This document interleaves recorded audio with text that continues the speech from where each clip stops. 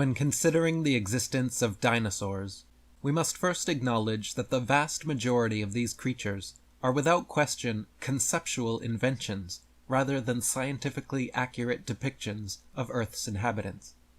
These highly skeptical representations are prevalent not only in the captivating illustrations found in textbooks, but also in what can be best described as imaginative artwork in museum exhibits. These artfully crafted depictions of prehistoric life forms primarily serve to promote the evolutionary agenda and reinforce the notion of a history extending back millions of years. Defined by modern science, paleontology is the study of ancient life through the examination of fossils. This field seeks to reconstruct the history, evolution, and environments of extinct organisms by analyzing their remains and traces. As an interdisciplinary field, paleontology combines elements of biology, geology, and chemistry, utilizing techniques such as excavation, laboratory analysis, and comparative anatomy to explore past life and ecosystems. Sir Richard Owen was a prominent British biologist, paleontologist, and comparative anatomist who lived from 1804 to 1892.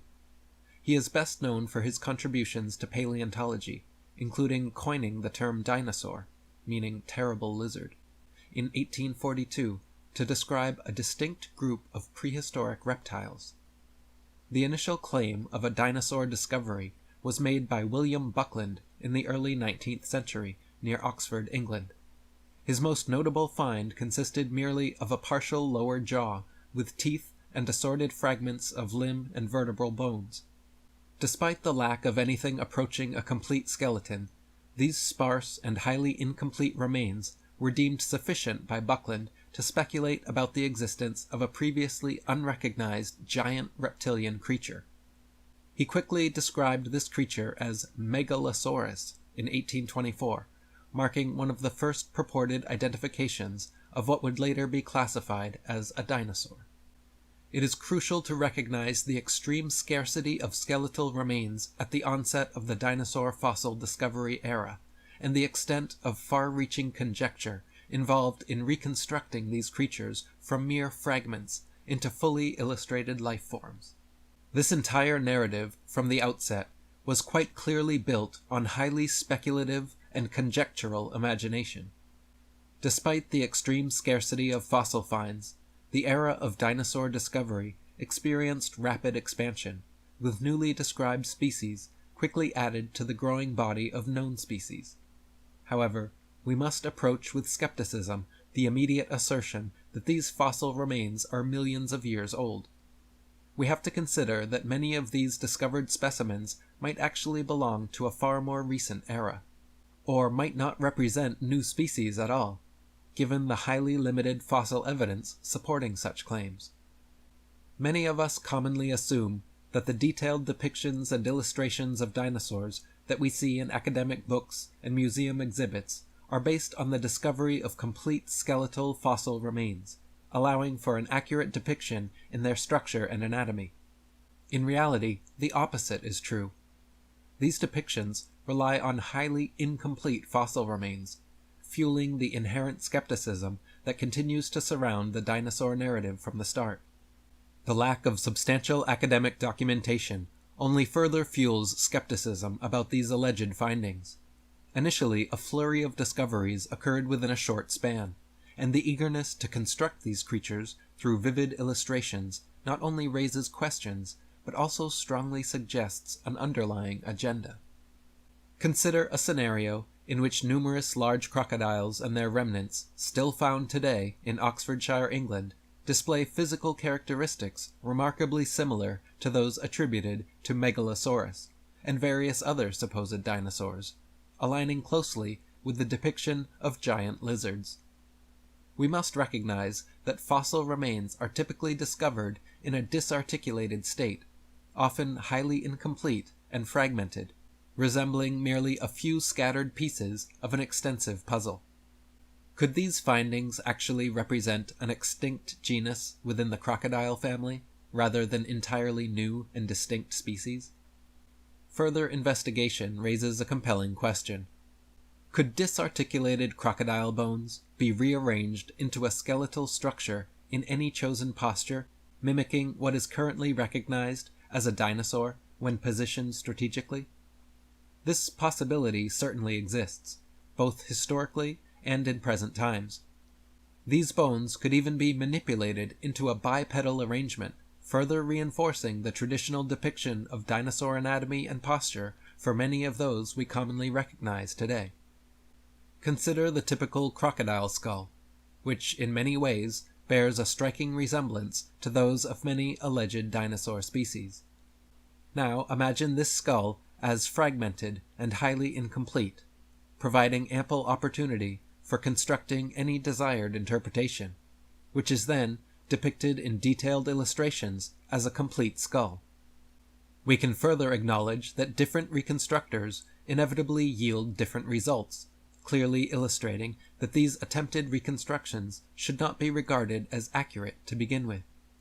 This highlights that this particular field of paleontology has historically relied heavily on sheer speculation, conjecture, and imagination in its attempt to depict, illustrate, and bring these ancient creatures to life. The existence of dinosaurs was first speculatively hypothesized by a museum head, coincidentally in the mid-19th century during the heyday of evolutionism, before a single dinosaur fossil had ever been found.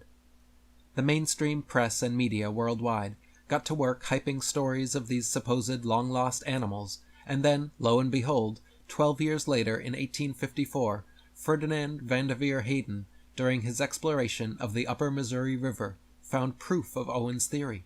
A few unidentified teeth he mailed to leading paleontologist Joseph Leidy, who several years later declared them to be from an ancient extinct Trachodon dinosaur, which, ironically, means rough tooth. Firstly, it should be needless to say that it is impossible to reconstruct an entire hypothetical ancient animal based on a few teeth. But even more importantly, it is dubious that a myriad of ancient reptile, bird, and reptile-mammal transitional forms necessary for the blossoming theory of evolution would be hypothesized and then conveniently discovered by teams of evolutionists and archaeologists purposely out looking to find such fossils. And it is even more dubious that such fossils have supposedly existed for millions of years, but were never found by or known to any civilization in the history of humanity until evolutionism's renaissance in the mid-19th century. What motivation, other than a pre-existing agenda, could prompt someone to identify a mere handful of fossils as remnants of an ancient extinct species, and then attempt a reconstruction from such scant remains? These fossils were declared millions of years old, assertions made a century before radiometric dating techniques were in development. Instead, they relied on relative dating methods such as stratigraphy and the use of index fossils. These methods, often criticized for their imprecision and susceptibility to circular reasoning, faced inherent challenges in providing accurate dating estimations, further perpetuating the conjectural narrative surrounding dinosaurs. As an example, we will examine the first illustration of the very popular Tyrannosaurus rex, shown here, published shortly after its discovery in 1905. Looking closer clearly demonstrates the significant conjecture prevalent in the early days of dinosaur research. Initially, scientists relied on highly limited evidence, only parts of the skull, a few jaw fragments, several ribs, scattered vertebrae, and assorted bone fragments. Upon its first discovery, the Tyrannosaurus rex fossils accounted for only an estimated 15% of its entire skeleton, which were used to reconstruct and depict its image. From this scant evidence, reconstructing a complete depiction of the animal and then declaring it a new species required a degree of faith and speculation bordering on the farcical. Most notably, the absence of arms and legs among the discovered fossils raises critical questions about the far-reaching assumption that this creature was bipedal. Interestingly, the minimal changes in the depiction of the Tyrannosaurus rex from its original 1905 illustration up to modern day, despite numerous subsequent fossil discoveries, challenge the likelihood that such speculative interpretations could have been so accurate on the first attempt. This scenario underscores the need for caution and critical evaluation in paleontological interpretations, especially when based on such highly incomplete data. Given that the original depictions were based solely on imaginative interpretations of so few fossils discovered, it is surprising how little they have evolved into more accurate representations, despite the continual discovery of alleged new fossils. David Wozni, an American writer, said, "Why were there no discoveries by Native Americans in all the years previous when they roamed the American continents? There is no belief in dinosaurs in the Native American religion or tradition. For that matter, why were there no discoveries prior to the 19th century in any part of the world? According to the World Book Encyclopedia, before the 1800s, no one ever knew that dinosaurs ever existed. During the late 1800s and early 1900s, large deposits of dinosaur remains were discovered in western North America, Europe, Asia, and Africa. Dinosaur deposits also lie in Belgium, Mongolia, Tanzania, West Germany, and many other parts of the world. Why has man suddenly made all these discoveries? The land areas of Belgium, Mongolia, Tanzania, Western Germany, and the Americas as well were inhabited and very well explored for thousands of years, and there were no discoveries until the 19th century. Why?" Wayne Grady, the American journalist, wrote, "The period following this, from around 1870 to 1880, became a period in North America where some of the most underhanded shenanigans in the history of science were conducted. In what was known as the Great Dinosaur Rush, or Bone Wars, Edward Drinker Cope of the Academy of Natural Sciences and Othniel Marsh of the Peabody Museum of Natural History began a lifelong rivalry and passion for dinosaur hunting. They started out as friends, but became bitter enemies during a legendary feud involving double-crossing, slander, bribery, theft, spying, and destruction of bones by both parties. Marsh is said to have discovered over 500 different ancient species, including 80 dinosaurs, while Cope discovered 56. Out of the 136 dinosaur species supposedly discovered by the two men, however, only 32 are presently considered valid. The rest have all been proven to be falsifications and fabrications. None of them once claimed to find a complete skeleton either, so all their work involved reconstructions.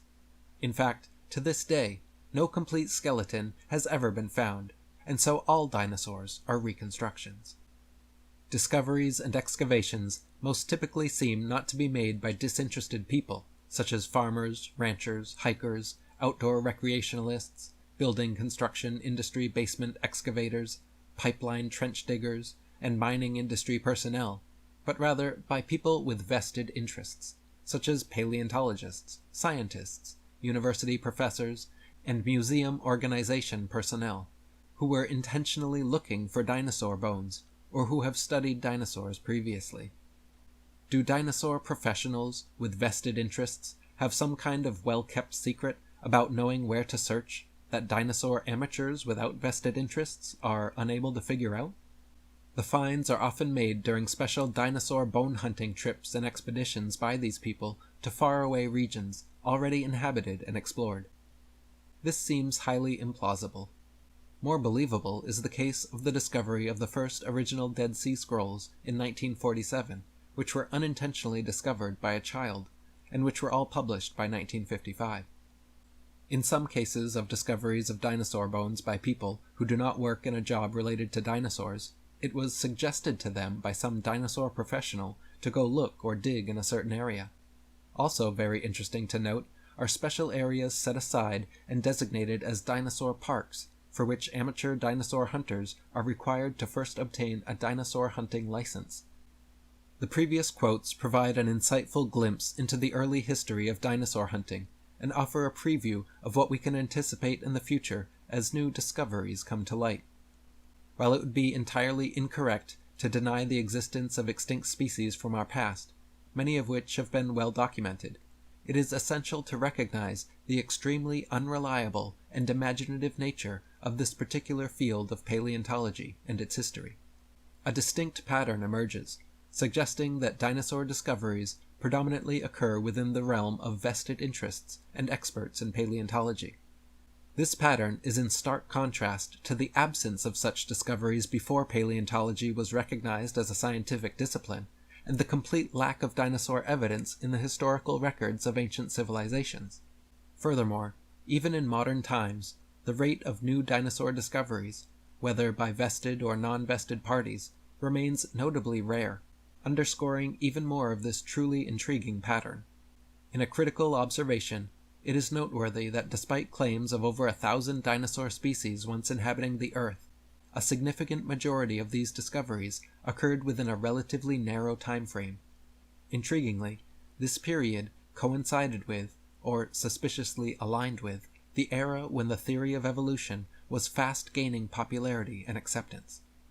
Despite the momentous advancements in modern excavation technology, and during the most populated period in world history, discoveries of dinosaur fossils have seemingly become increasingly rare. Furthermore, when such fossils are found, they are typically not discovered organically by neutral parties, such as construction crews or site builders, but rather by those directly involved in paleontology. Efforts to access and examine original dinosaur fossils, whether from museum exhibits or custodians claiming to possess them, are systematically denied, regardless of one's affiliation with scientific or paleontological fields. This field of paleontology remains closely guarded, with limited participation resembling more of an exclusive fraternity than an open scientific pursuit. Although I was once captivated by the allure of these creatures, their fascinating illustrations, and the sheer concept of prehistoric life, I have come to a stage where it has become crucial to question the plausibility and veracity of this entire account from its beginning. As I searched deeper into its origins and discovered a vast array of discrediting factors, it became clear that many fraudulent cases and highly speculative artistic interpretations have been employed from the outset to advance this naturalistic, evolution-based agenda.